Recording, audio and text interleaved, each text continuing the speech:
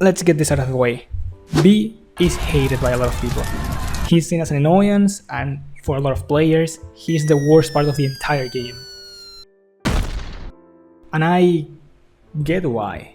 He has a completely different gameplay style than anyone else in the entire series, and it's in the same game where you can play as the best version of Nero, the best version of Virgil, and arguably the best version of Dante too.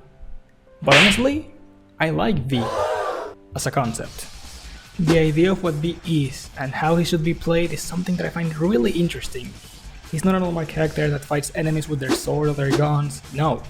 V doesn't fight at all. He's weak, and instead of wielding a weapon, he carries a cane with him. That's it.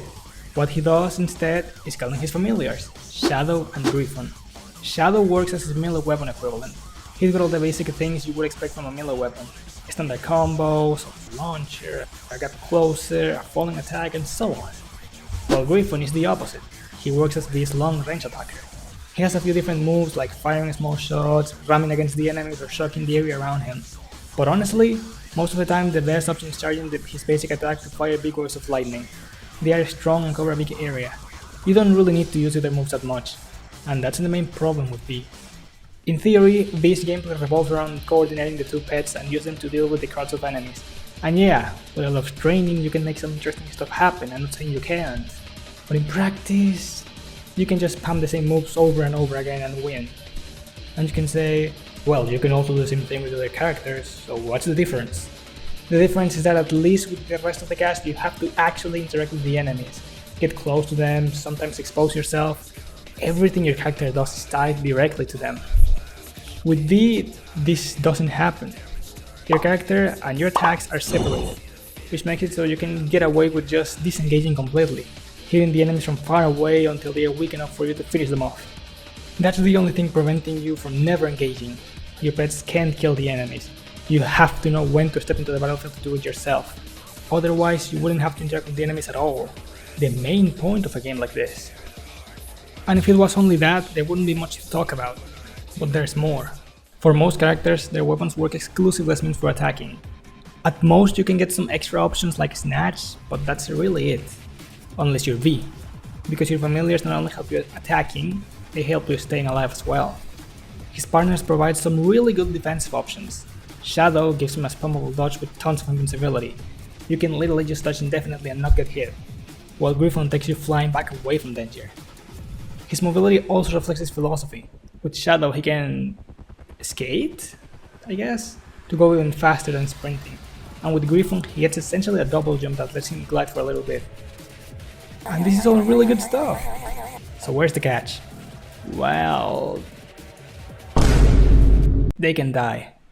It's not a permanent death, they come back after a while, but still, with how much the game emphasizes the importance of keeping them alive, it's going to really hurt whenever they are killed.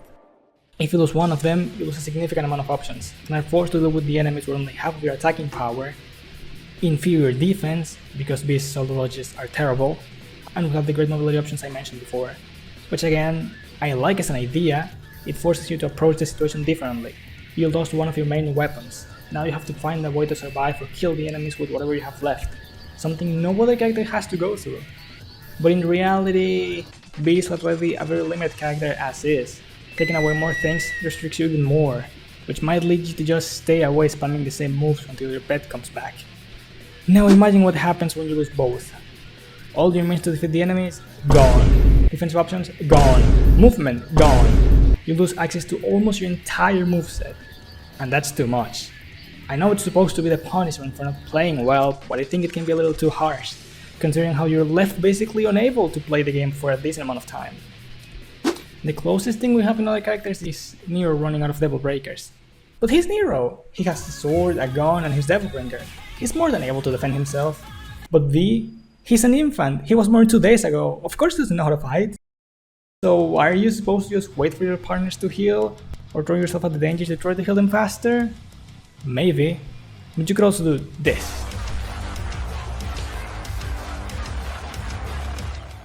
His DT is not a regular transformation like other characters have. Instead, he calls this little friend of his known as Nightmare.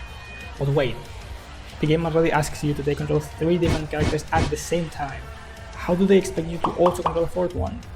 Well, they don't. Nightmare is completely sentient. Maybe sentient wasn't the right word. Nightmare is completely autonomous. He attacks and moves on his own unlike the other familiars, and is by far the strongest of them, being able to deal ridiculous damage, and, while your DT is active, none of your pets can die. When B uses DT, his gameplay changes completely, becoming a lot more... brain death?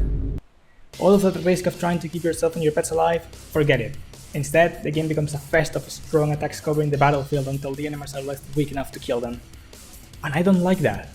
DT is supposed to help in bad situations, yeah, and B in particular needs the help out of main cast the most, but that doesn't mean literally removing all danger.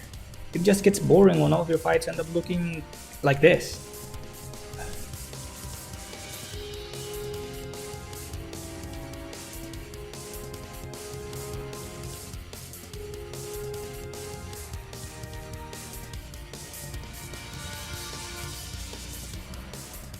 The activation itself... no, wait, I actually like that one. Using Devil Trigger makes B invincible for a decent amount of time, allowing him to defend himself in scary situations. And that might sound like it goes against the character, but I actually don't think so. B is a very methodical character who asks you to be paying attention to many things at the same time.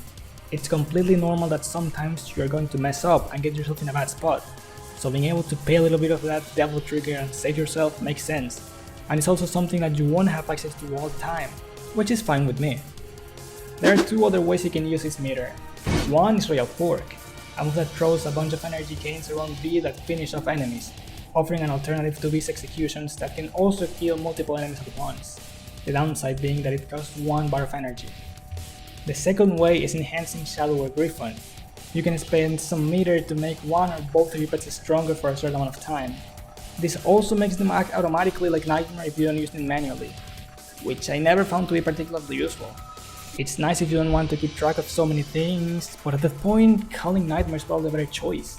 It feels like this mechanic wasn't fleshed out enough. And that's what I think of the character in general. In theory, this character could have been great. There's a good foundation here, I can see that, but it's just not executed well.